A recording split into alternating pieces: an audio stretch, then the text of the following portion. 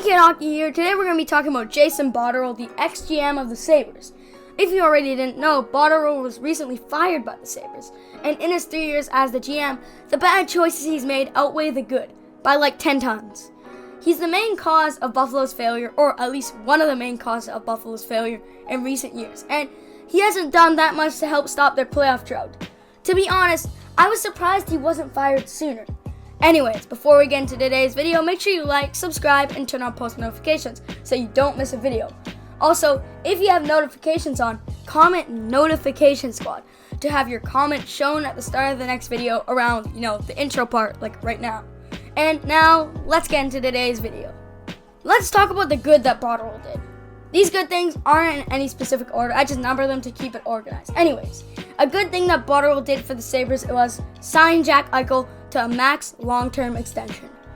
Botterill signed their cornerstone player Jack Eichel to a max extension worth $80 million.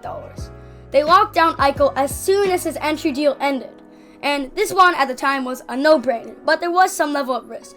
At the time, Eichel hadn't really reached his full potential yet, but he was well on his way. Sometimes when a really young player gets signed to a long-term contract before they reach their full potential, it doesn't work out. An example of this is the fabled Rick DiPietro signing. When Rick DiPietro was signed, he was only 24. And DiPietro was signed to a maxed out contract, and it is seen as one of the worst signings ever. Luckily, Eichel's signing went very well, and like I mentioned, it was one of Botterill's only good moves. The second good thing he did was fire Phil Housley and hire Ralph Krueger. The team didn't really play well under Housley, so Botterill decided to change things up. And this didn't exponentially improve the Sabres, but they worked quite a bit better. And this wasn't his greatest move, but if they did add some better players to the Sabres, I think Krueger could help lead the team to the playoffs again. The third and last good thing that Botterill did was draft Rasmus Dahlin first overall. This was actually caused by the Sabres failing. So maybe, just maybe, Botterill is strategically messing up? Nah, let's be real. He wouldn't be competent enough to try to fail. After all, this pick was a no-brainer, just like signing Eichel. So maybe we start to see a pattern here. Botterill only succeeds when the choice is a no-brainer. Maybe that's because he has no brain? Conspiracy theories, ? All jokes aside, the two really good things he has done have been the most obvious choices he's been faced with. Dahlin was the consensus first overall pick, and there were no questions asked. He's a generational talent, and you'd have to have a negative amount of brains to pass him up. So, luckily, Botterill was safe because he has 0, so it's not negative.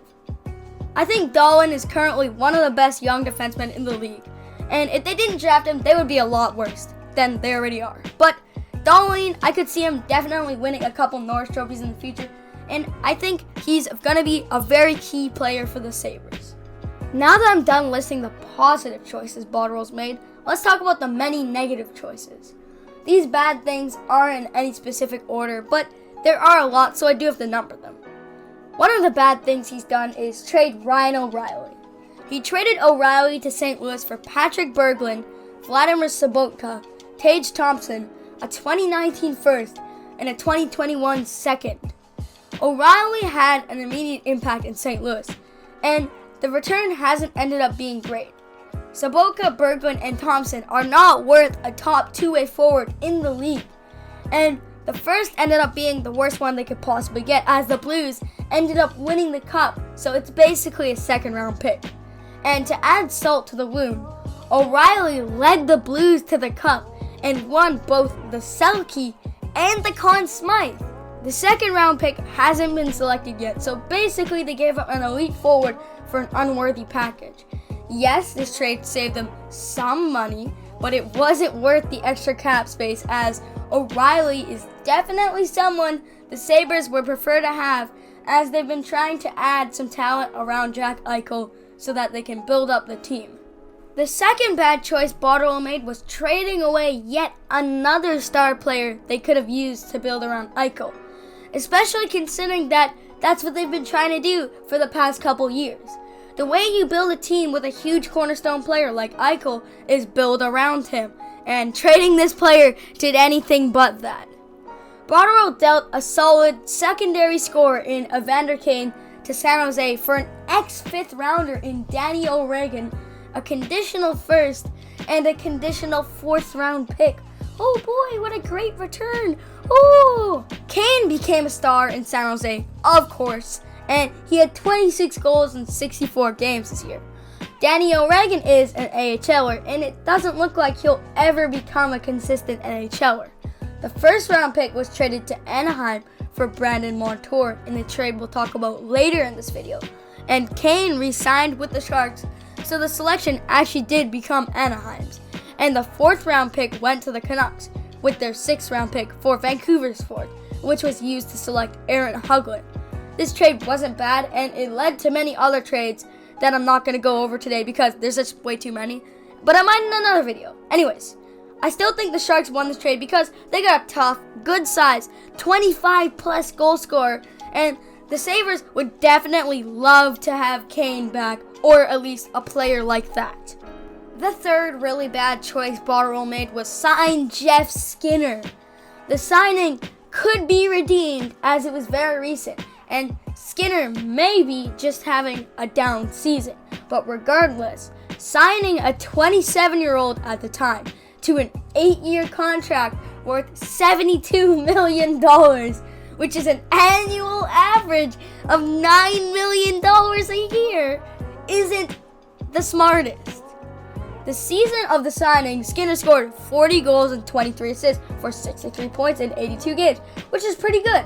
But it doesn't warrant a $9 million contract, especially one of that length.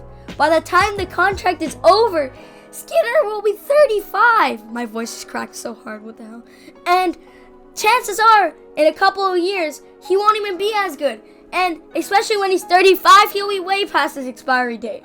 I think at the age of 27, a long-term contract is warranted, but not one of that magnitude. And what made it worse is that Skinner's numbers this year weren't even good. He scored 14 goals and 9 assists for 23 points in 59 games. This could be just a down season, and we'll see in a year. And it could also be caused by playing on a weak team, but he played on a weak team last year, and he scored 40. So he should be able to put up similar numbers. He shouldn't regress as much because he should, be the same player. And he shouldn't regress to the point like where he's not recognizable. So Skinner might go back to normal, but I still will think his contract is garbage because even though he was really good, he wasn't $9 million good. Usually you have to be around a point per game to get a contract like that.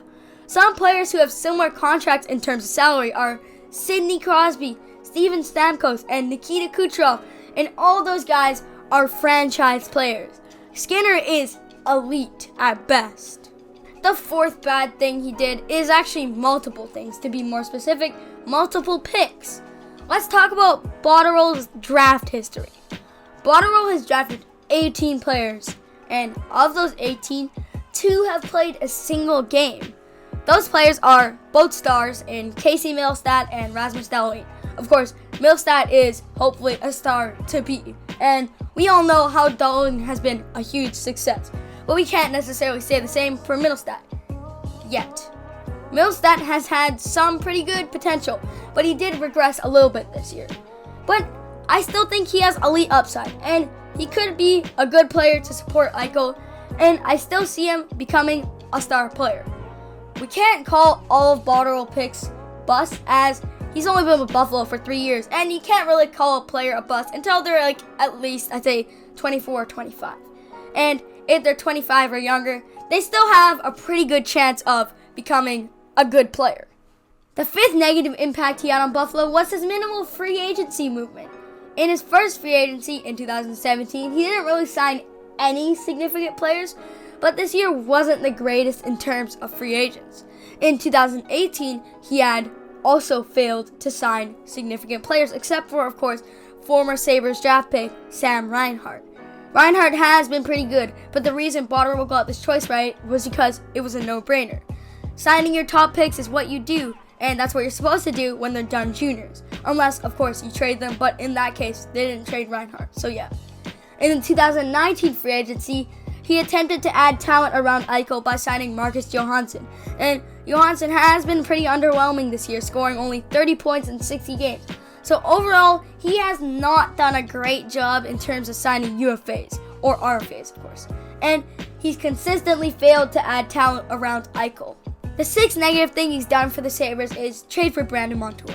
This isn't really a full negative, as Montour is obviously a very good player, but I felt like they kind of got a little bit ripped off.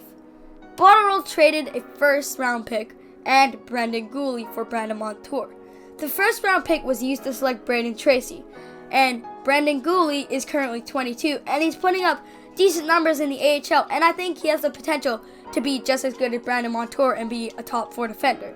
And Montour didn't play the greatest this year with only 18 points, but he had a surprising plus 13 rating.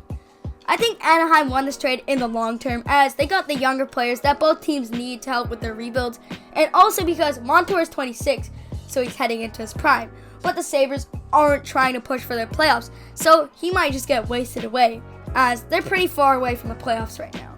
And they didn't even make it when the amount of teams was extended, so that just proves that they're pretty darn far away. So Montour is good, but he's going to get wasted away with the Sabres, and he could be a trade chip, but still. An honorable mention in today's video is the Jimmy Vesey trade.